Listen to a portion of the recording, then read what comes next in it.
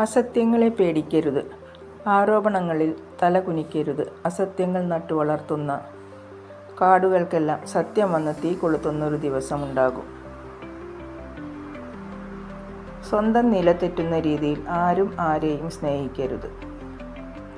പരിശ്രമം നിങ്ങളുടെ കടമയാണ്, ഫലം ദൈവത്തിൻ്റെ തീരുമാനമാണ്. സാഹചര്യം കാലത്തിൻ്റെ തീരുമാനമാണ്. അതിനെ നേരിടുക എന്നതാണ് നിങ്ങളുടെ ധൈര്യം. ഒരു പക്ഷി ജീവിച്ചിരിക്കുമ്പോൾ അത് ഉറുമ്പുകളെ തിന്നും. പക്ഷി മരിക്കുമ്പോൾ ഉറുമ്പുകൾ അതിനെ തിന്നും.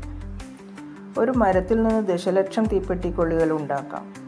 എന്നാൽ ദശലക്ഷക്കണക്കിന് മരങ്ങൾ കത്തിക്കണമെങ്കിൽ ഒരു തീപ്പെട്ടിക്കൊള്ളി മതിയാകും. സാഹചര്യങ്ങൾ എപ്പോൾ വേണമെങ്കിലും മാറാം. ജീവിതത്തിൽ ആരെയും വില കുറച്ച് കാണുകയോ വേദനിപ്പിക്കുകയോ ചെയ്യരുത്. ഇന്ന് നിങ്ങൾ ശക്തനായിരിക്കാം, പക്ഷേ സമയം നിങ്ങളെക്കാൾ ശക്തമാണ്. നിറഞ്ഞ സ്നേഹത്തോടെ എല്ലാവർക്കും ശുഭരാത്രി. Good night.